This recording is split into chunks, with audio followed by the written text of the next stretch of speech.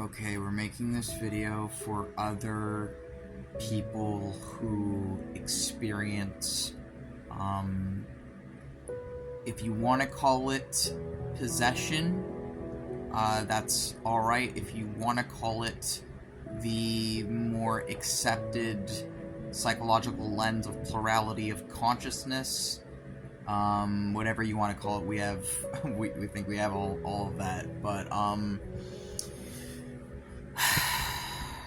this is a video, I guess, for other people who are perhaps suffering from their plurality of consciousness, but in such a way that is highly spiritual, or in such a way that the line between what is, like, part of their brain and what is part of the environment is too blurred, to untangle.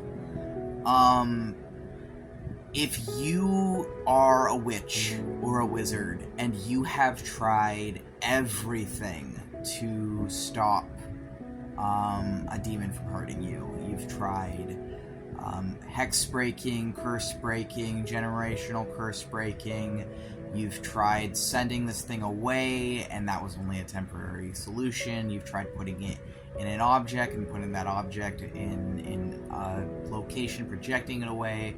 You've done the lesser banishing ritual of the pentagram multiple times. You've been cleansing yourself, warding your environments, putting protective sigils on yourself, wearing protective talismans, wearing protective jewelry.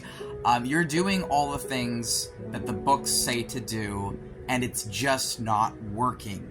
And you're not seeing anything online, and whatever this entity is hurting you. So I'm going to propose something and you're not going to like it, you're going to reject it.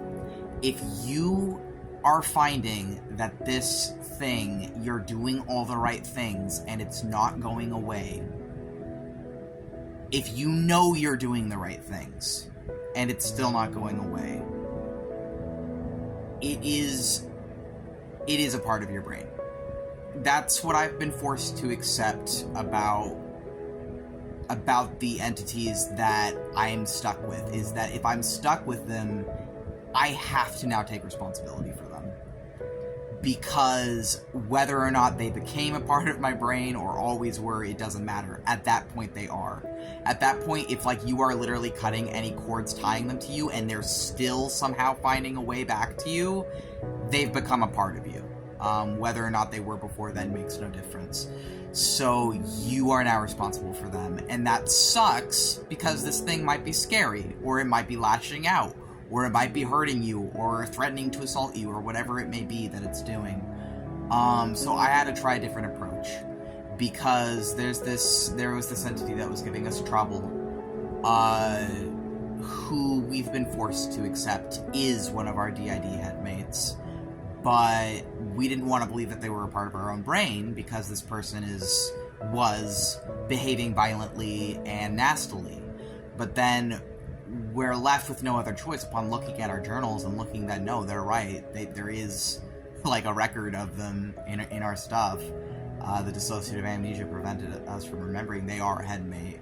So it might be a part of your brain. And then what do you do? If it's you hurting you, or a part of a different you hurting you. It's not you, right? But, so what I've been trying instead is I noticed a few things about this entity in my case, because I'm really good at pattern recognition. First thing I noticed, when they were making threats to us, when we didn't give them an emotional response, they stopped right away. In this person's case, they knocked it off and they actually apologized. Second thing we noticed, when they were lashing out more viciously, it was in response to either me or my other spirits or my other headmates fighting them or fighting back against them. Another thing we noticed, the thing that set them off at us off was a moment of confusion and sickness, and, like, spiritual mental sickness. And they disguised themselves as some other spirits and stole their name and assaulted two of us, but they were also confused and didn't know themselves. And so it's a really messy situation that had everyone involved really hurt. And so we were just saying that they're a vampire, they're bad, they're a narcissist, they're violent. But the thing is, they then internalize that and are like, I'm just abusive, I'm just awful, you should just kill me. And like, then they're like, I actually think I'm lashing out at you because I want you guys to destroy me. I don't want to be here. I hate my life. I don't know why I exist. Please destroy me. And so, yeah, that's really hard to deal with. So now what we've been trying is, instead of like fighting back or like any of this other stuff, when they're behaving destructively or whatever else it is, we put them in a different object now. This little, I put them in a red panda doll because I don't have a cat doll, unfortunately. They wanted a cat doll, but I don't have a cat doll, so. So they're in this red panda doll, and I've been comforting them. And I can already say, in the, like, 2-3 days since they've been back, that I've been trying this approach instead of just comforting them, they have, like, stopped completely, pretty much. Like, they're still suicidal and, like, other things, but they've stopped hurting themselves or the other headmates or like other things. They're actually opening up now and expressing themselves and expressing their needs. They've also been like writing and drawing and other things to try and process how they feel. So yeah, sometimes the what's in the books about what you do with demons is wrong, is what I'm saying. Sometimes the established methods of dealing with things are wrong, and you have to find your own ways, because if it's already gotten to the point where you know you're not going to be able to banish or whatever this thing, where it's like a part of your brain or whatever now, you have to find your own way of dealing with it. And he's doing really, really good, and we're really, really proud of him, and he's caused us a lot of trouble, but I have full confidence now that he is actually changing now, because I've seen him radically change in the last 3 days.